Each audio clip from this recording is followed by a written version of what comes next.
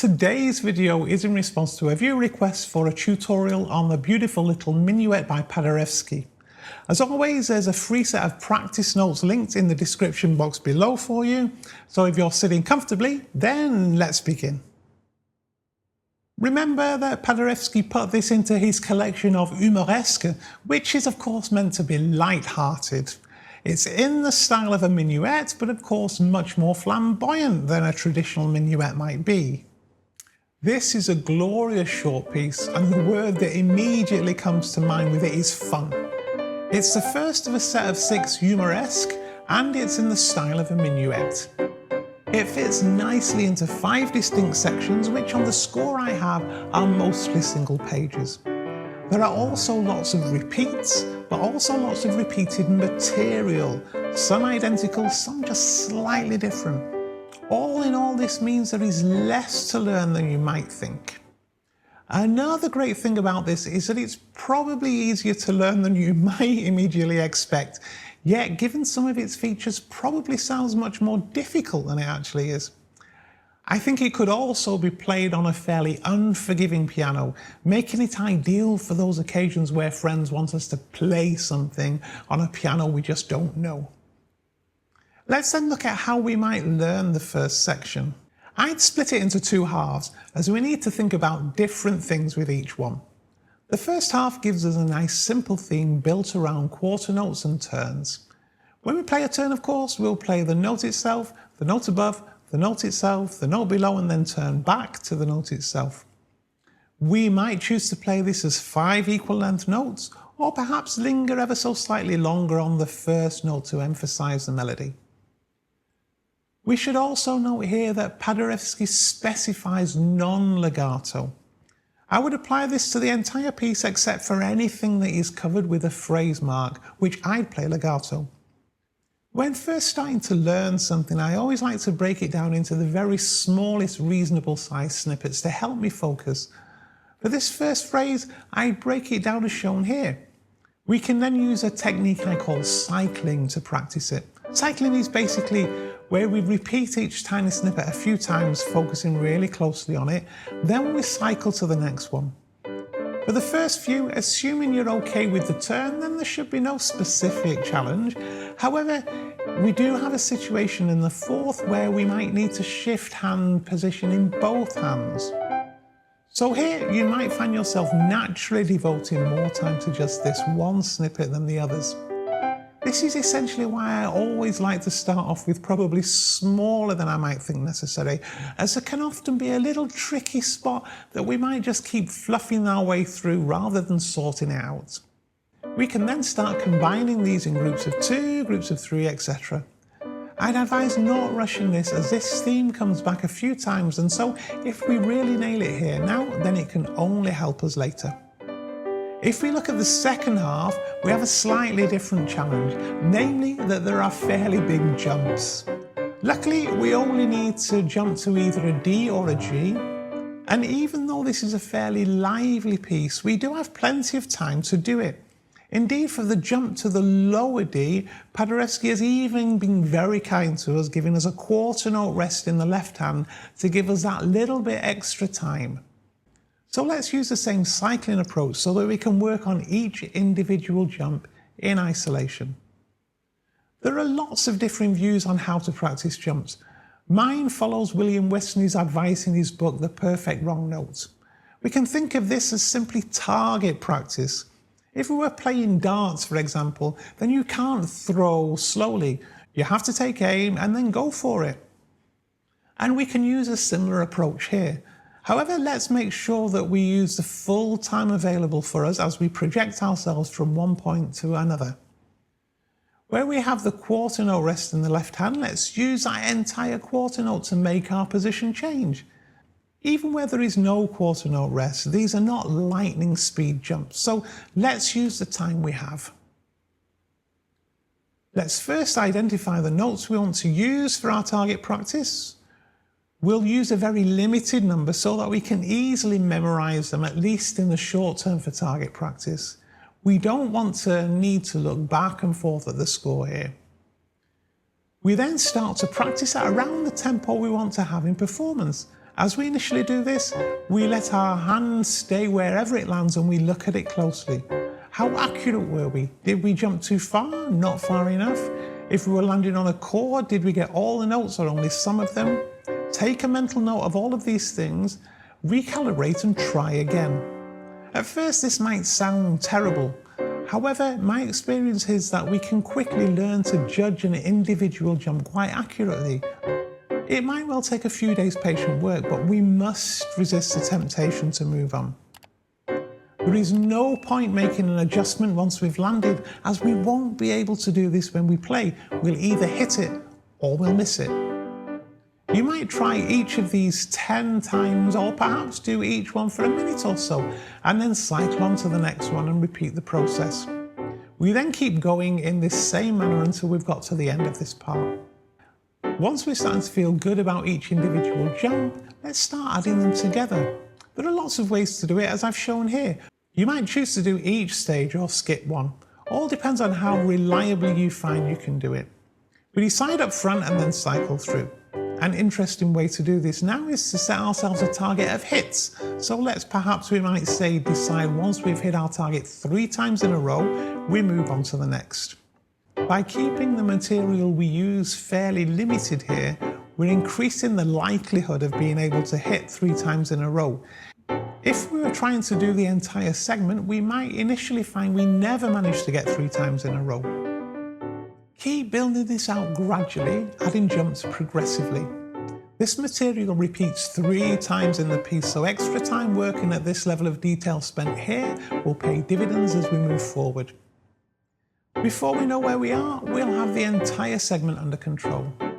Don't forget, of course, to practice each side of the repeat here separately. Just one little note.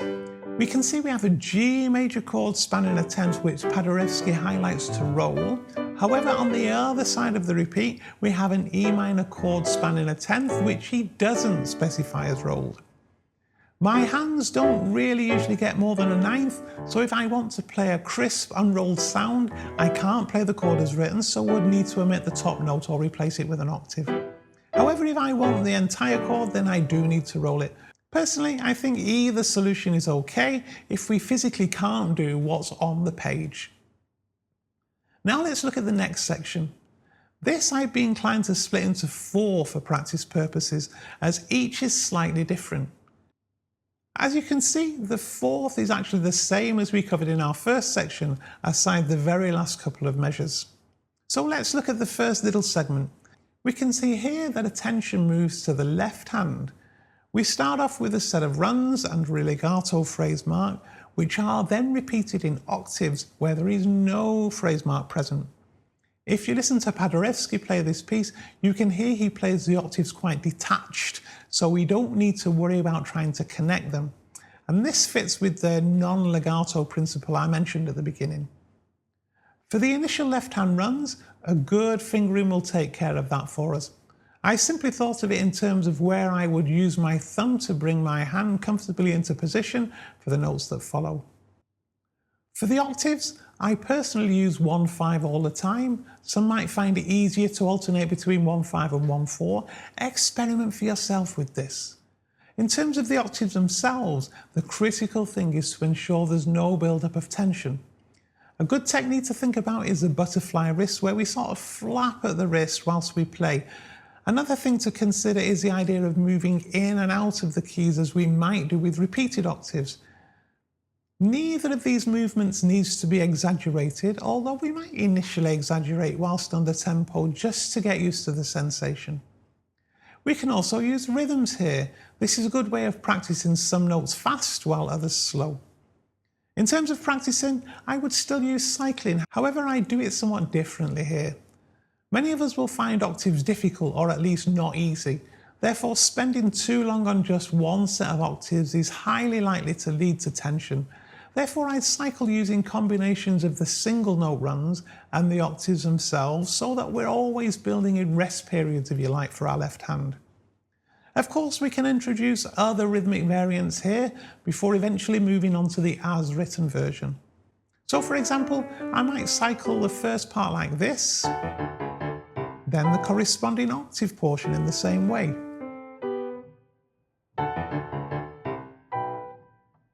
cycle onto the second snippet before moving to the corresponding octave portion. As you might guess, then on to the third.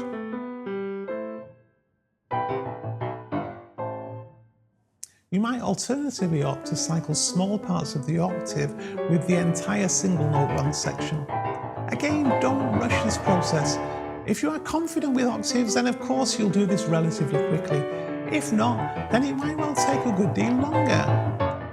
The next segment brings back our original theme in the right hand, but with a somewhat thunderous left hand underneath it. I recommend working on this in exactly the same way we did for those earlier jumps. First, practice them individually and cycle through each one.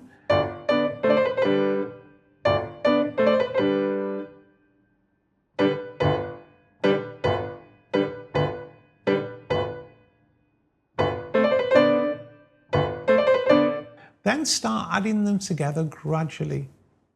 The start of our next segment reuses the left-hand pattern from earlier in the piece over what's basically a G major scale in the right. I'm a really big fan of initially simplifying things, so here my starting point is to omit basically the last few 16th notes in the right hand so that I have plenty of time to think. The right hand, as we can see, simply repeats the same thing an octave higher. I practiced just these couple of measures together in this simplified version for a while until they start to feel second nature. You'll probably find that you're not using a standard G major scale fingering given the starting point of each. Afterwards, we simply add back those missing notes. However, I would also start practicing it from the last turn in the previous segment as we want to get used to the hand shift required here.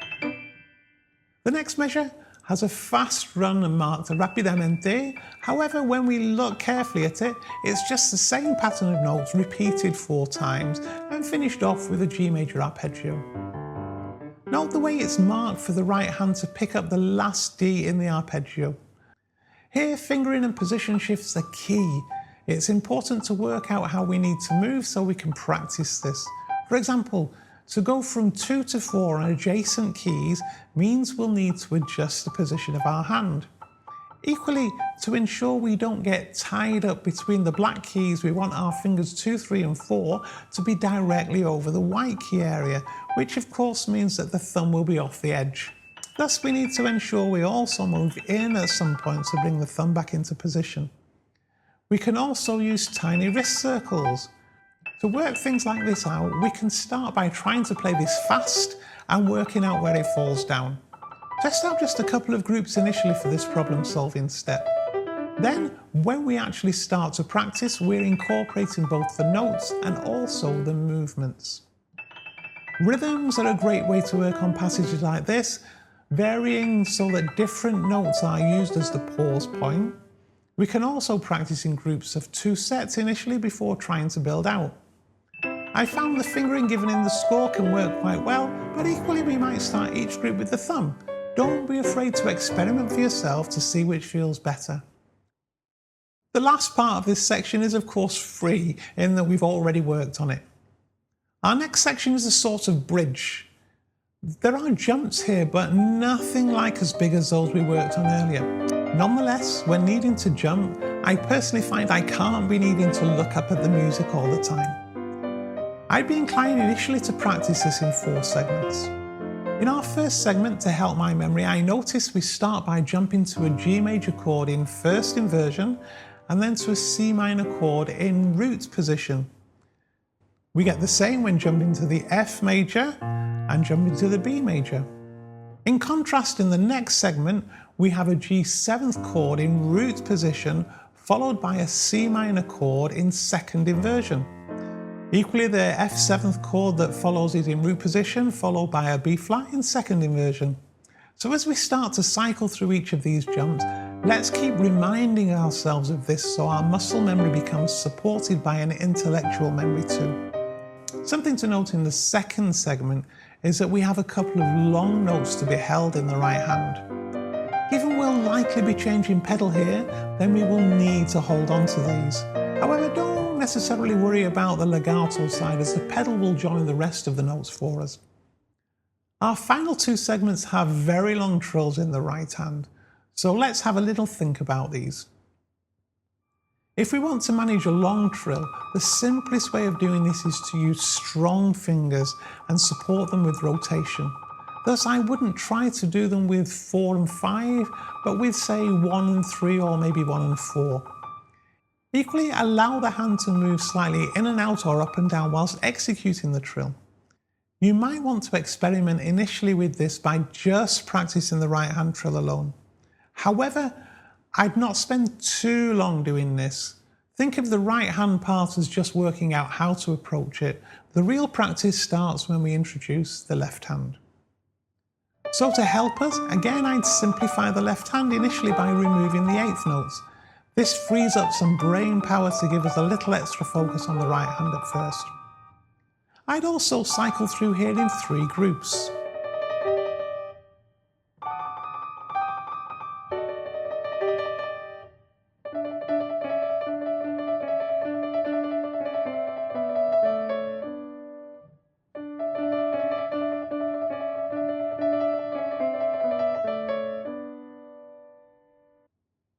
Our next section is constructed of almost entirely repeated material. There's just a little difference in the left hand in the first few measures, otherwise we've covered everything already. Finally, we have the coda. Again, we can split it into segments to help us practice initially. The start of the coda is a set of trills. Given these don't need to be particularly long, I'd be inclined to use 3-4, 2-3, 1-2 for them, or you might prefer to stick with 1-3. However, we can still incorporate some in and out or up and down movement as we practice them. Keeping with the same theme, practice these in small groups and cycle through them. Next we have 4 phrases of 8th note triplets which need to be played vivo, so quicker, and you can see this from the marking at the start of the coda. Fortunately, these are not as difficult as they look, effectively just going up a scale for the most part. Equally, we can use an ergonomic fingering in most places, where we almost always use the thumb on the middle note of each set of triplets when it's a white key and 2 where it's a black one. Except of course for the G major scale portions. To practice them, I'd first use a nice simple rhythm and work phrase by phrase with add-on. We can use the left hand notes as our markers for adding. Once we're comfortable, we can manage the entire phrase, then we can start back at the beginning and use add-on to build up the as-written version. We finish with a nice little flourish, an upward arpeggio in 6ths. If you've practiced lots of these already, it'll be simple to pull off. If not, we can simply work on it with rhythms and add-on. We can add on individual hand position changes, or we can use one hand as our anchor. However, before you even start embarking on learning this, I highly recommend you spend some time discovering it. There are lots of versions of the score available on IMSLP, so don't be afraid to download a few versions. You'll often find differences in fingering which can be interesting where we're struggling with a specific passage. We can also hear lots of versions of it, including ones played by the composer Paderewski himself. You might be surprised at just how far away from his way of playing it some other versions are. So good luck with learning this little gem, and if you'd like to learn the second piece in this series, then there's a tutorial for it linked here for you. And if you're not already, then please do subscribe to Tommy's Piano Corner. Don't forget to hit that little bell icon so you're notified of new videos as and when they're released. I thank you very much for watching today and look forward to seeing you very soon.